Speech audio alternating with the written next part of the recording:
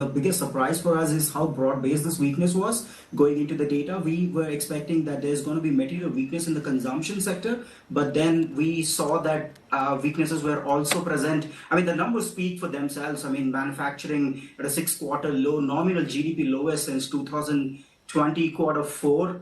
Real GDP and GVA both at multi-quarter lows. So these numbers definitely speak for themselves, and they have missed the consensus by a big margin as well. So that is probably where we and probably even the markets were very surprised. Right. So what does this mean for the overall growth performance for this year? Are we going to make it to 7%? Is it going to be 6.5% to 7%? Because most projections, if you follow the World Bank and the IMF projections for this year, have been around 7%. The RBI has downgraded its forecast to 6.8%. Where do you think we will end up for this year? And also, what does that mean for the long-term trajectory, growth trajectory for India?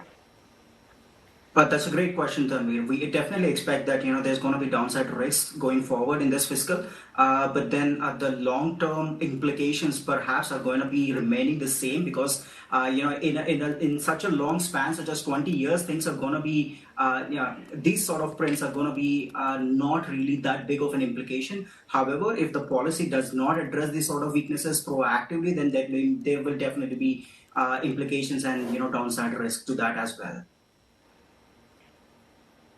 Okay, Krishna, I do also want to get your sense on FDI slowing down in India. And I'm not just talking about foreign institutional interest in the public listed entities, which stands at about 16%, which is, of course, way lower than where it should be, given how compelling India's growth story has been and the earnings profile has been for companies, and which is why domestic investors left, right and center are getting into the markets.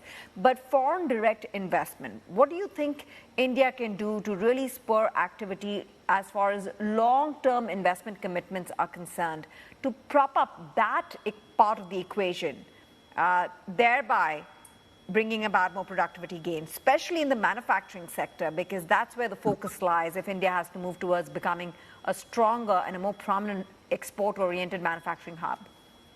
Yeah, absolutely, Tanvir. That is probably where the Indian administration needs to focus a lot going forward. And I think this is where President Trump's presidency is going to be key to India as well. If at all India will proactively engage and make that sort of investments and that sort of FDI deals, then things will definitely improve, because like you said, the holy grail of all economic growth lies in productivity, and that is not going to be that's definitely going to be dependent on FDI inflows pretty significantly. And in fact, that has been one of the bigger concerns of a lot of foreign investors in India as well. So that needs a lot of work, yes.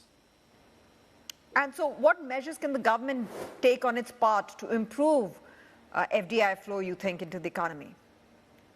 Well, I cannot really speculate on what the government can do in that regard, but what I really think is we can pick back up on those FDI on the free trade agreements that have been stalled. I think we are going to be making some progress in the UK and a few other countries, but we really need to make more progress and spend a lot more time in this particular segment of the economy.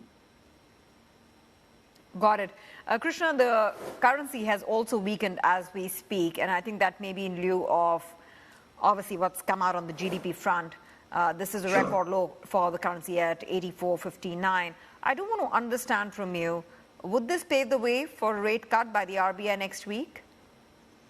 I think by looking at the GDP numbers themselves, definitely it requires some sort of a policy support for the economy for it to pick back up. So we do expect that the RBI might cut this week. But then it's not going to be an easy next few months for the RBI, because there are going to be material implications on the rupee as well. So it's definitely going to be a very interesting next few months. However, given India's high growth aspirations, it requires some agile central banking, and I think the RBI definitely understands that, and hopefully we will get a rate cut this month.